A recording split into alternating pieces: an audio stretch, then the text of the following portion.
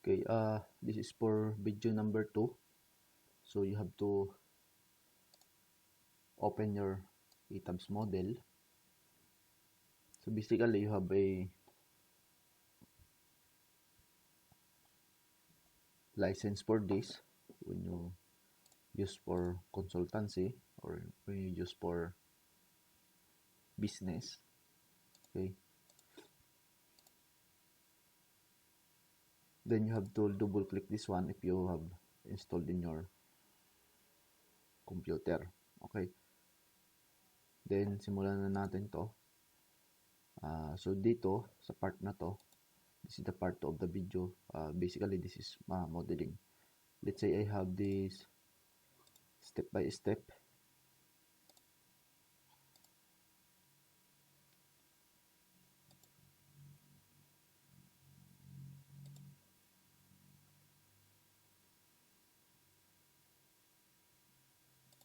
Okay, so sundan nyo lang kung ano na to. Sundan nyo lang to. Okay, open. Then file, new.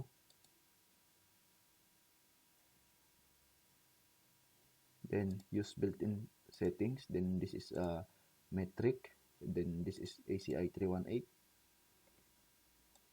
So yan lang yan. Then click OK. Then grid only.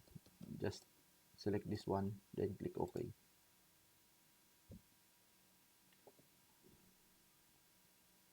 Then you wait for the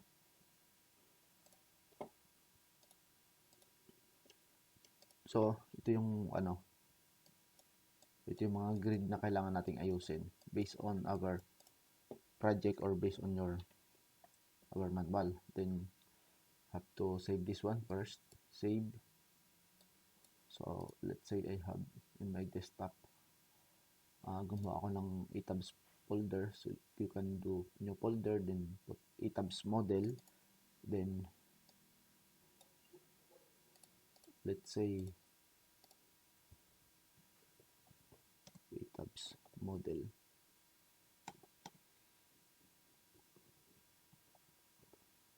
Let's say I have that folder and the name of the model is this one. So i-rename ko lang siya kung anong gusto mong pangalan.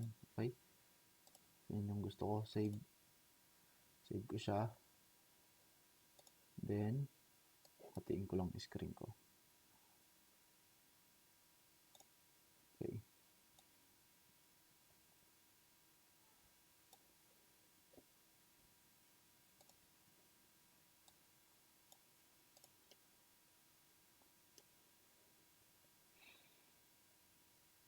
Okay, then go to edit storage grid system. That is in, so basically yan lang pipindutin mo. Ayun, so that is the same for this. Okay, so yan lang yung titingnan nyo palagi. Okay, then edit, then you have this one, modify. Can modify that one. Then you have to copy this one. Let's say this is -2. That's the embedment. Or let's say, sige, -2, but in this case, yun 2.5. So possible, this is 2.5. So this is for the practice only. So dapat same ito. Anyway, we have to use this one kasi ito na yung nasa model para hindi na magbago yung mga. Okay, then this one is 2. So yung height, walang negative height, but elevation, you can have negative elevation at the base. Okay, 3.6. Let's say 3.6. Then you have to rename this one, ground floor, second floor, third floor, and roof deck. Ayan. Then mag-add ka dito, right click ka lang dito, sa part na to. Add story, keep existing story height. Then you have a tree. Then from existing, then that is roof stair. Okay, so the roof deck is 3.6. Okay, you have a 13.8. So same ka dito. Ayun, elevation. Next, refresh ko lang ito, then click OK. So tapos ka na dito, you have to go here naman and modify grid system. So the grid system, I will just click the grid system, ito. Then you have to copy this grid system here. Okay, or you have to follow that one. So sa A, 0 and 5.5, 13 and 18.5. Then sa B mo naman, 0 and 4, 10 and 14. So basically, I am referring to the display grid as, so ito yan. Okay, then click OK. Refresh ko lang yan, click OK. Makikita mo ganito ang lalabas, so you have to click this one, move up list para ma-refresh. Okay, so now you have a grid system similar to the manual. Okay, next we will go to material properties. Ito, material properties. So that is defined material properties. Then we have here, di ba, 3,000 tayo at 4,000. So you can have dito 4,000. You can add or you can have 4,000 here by default. But if you want to add your own 4,000, you have to go to United States, concrete. Then you have to choose 3,000, 4,000. You can have 4,000 or we can have 3,000 muna. Then click OK. So same lang yan, 4,000. Let's say 3,000 yan. So prime of C 3,000 PSI. Then you have here 24. This is gamma C or unit weight of concrete. That's equivalent to 23.544 or 9.81 times 2.4. So that is 9.81 times 2.4 will give you 23.544, but I have to use 24. Click OK. Then dito naman sa 4,000 nga natin to para hindi malito. Okay, para masundan nyo, ito ang 4,000. So same as here. Okay, 4,000. Then this one is just modulus of elasticity of concrete. Ito yan. So may formula ka doon. Ayun. So your prime of C is ano lang to eh. Sabi dyan, I am using ano kasi 4,000. Let's say you have 4,000, divide mo ng 145. It will give you 27.50, 27.6, or that is roughly 28 megapascal. Kaya yun yung 28 megapascal dito. Ito. Okay, so that's basically for 700. Pwede na ako mag-compute dito sa box nito.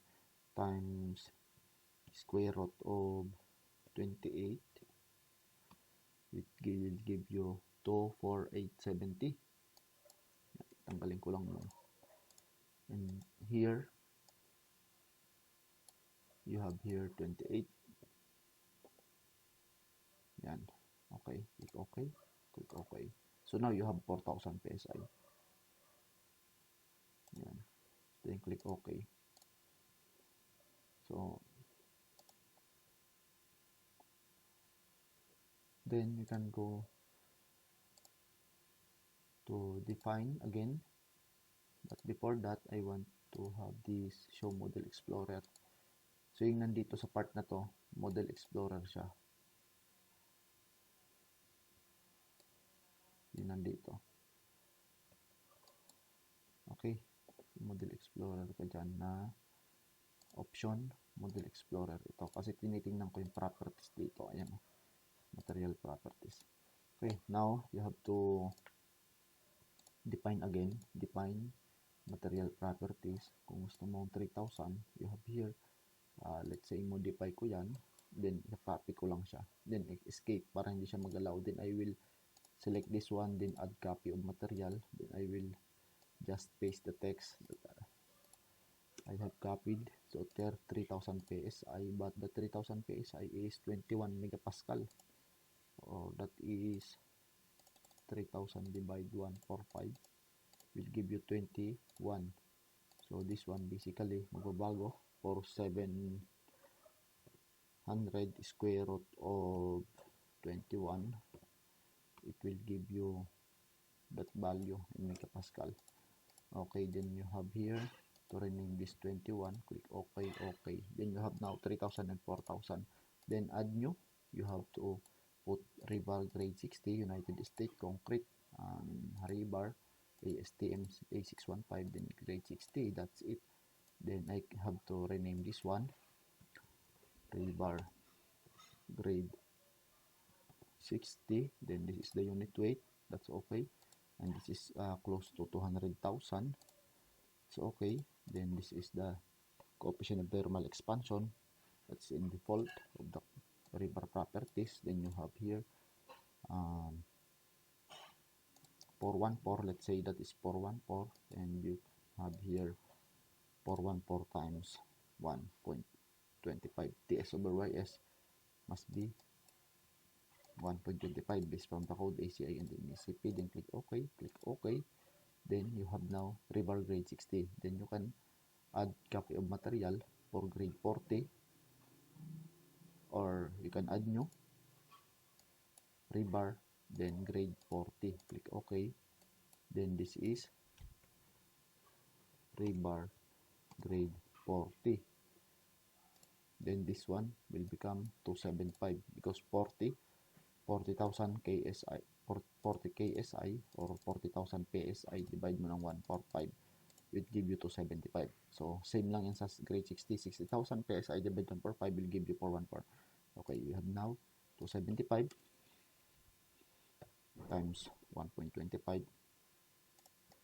Then control V. This is 275. Okay, this one is okay. So we have now material properties. We have 3,000, 4,000, rebar grade 40 and rebar grade 60. Click OK. Then save mo siya. Control S or file save. Okay, now we will go to define section properties. So gagawa tayo ng section properties na let's say we have column.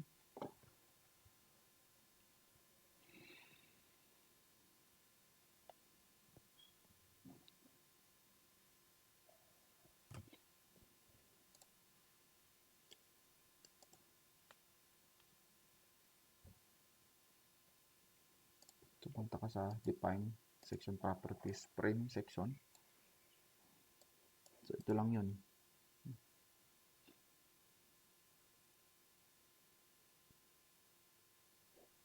So you have to add add new property. Then we can have here 450 by 450. Ito.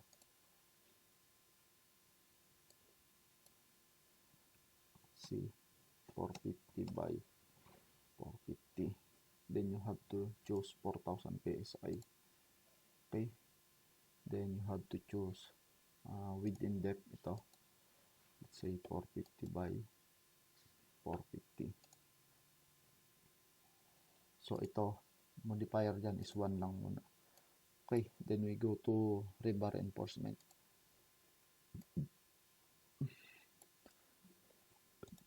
So pag click mo to, pag click mo yan, pupunta ka dito sa rebar reinforcement na yan. So ito yon. Then you have here PM to M3. So it will for PMM, that is for column. Then you have to choose this one. Rebar grade 60 for the longitudinal and rebar grade 40 for the confinement or ties or stirrups. I mean ties for the columns. Okay, then reinforcement to be designed, ready to be designed in analysis space. Then you have to put here concrete cover. Then let's say we have 4 and 4 na 20 mm. Then this is the area of the 20 mm. Pi d squared over 4 will give you, this is your diameter. Okay, will give you 314. Okay, then click OK. So now you have a column section.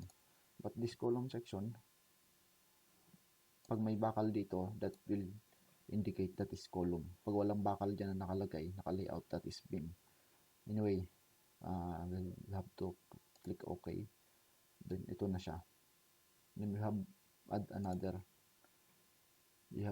another beam. So tapos sa column, then we have to add a new property. So basically same lang din. Then we have here B300 by 500, and that is 3000 PSI. Okay, now you have to change the section dimension 300 by 600. Then you have property modifier, just put 1. Then kasi doon na tayo mag-assign sa labas. Okay, we will just select in the model and assign property modifier. Then dito, reinforcement, modify, then click this one because we are dealing with the beam. Okay, grade 60 and grade 40. Then this one is top bar to centroid ito. So when you have 40 mm plus let's say 16 mm ang main bar mo, 40 plus stirrups mo pala sa let's say 10 mm, so have 50, and you have 50 plus half of 16 mm, you have 8, then you have 58. So more or less, kung gumamit ka ng 20 mm na main bar, you have 10.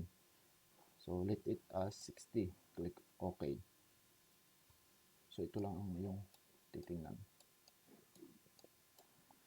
Click OK and click OK. Now you have beam and column. Click OK. So the rest will gawin mo ng practice na lang yan. Okay? Control S.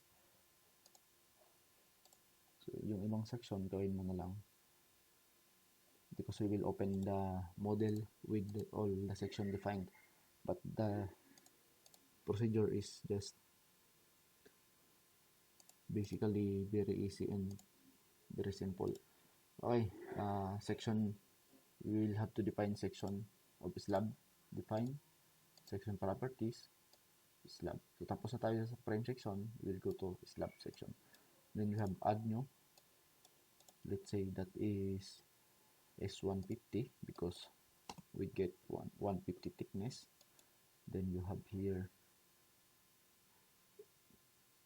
3000.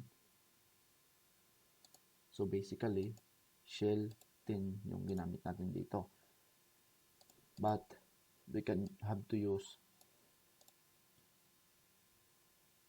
shell, we have to use membrane. I mean okay naman yung shell, but mas conservative pagka membrane ang ginamit mo.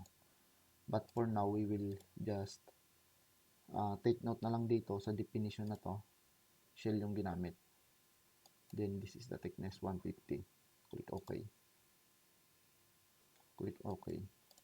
So if you have another thickness, let's say 100 mm, so S100, and then you have to do it separately. Ito, I have a note here for modeling type, we will use membrane. Note, no need to assign parameter modifier or fluctuation moment of inertia for slab membrane type. Okay, so diaphragm, basically this is just the save muna natin. So define diaphragm, or sige, I will stop the video here because malaki masyado yung memory. Then the diaphragm will be in the next video, part 3.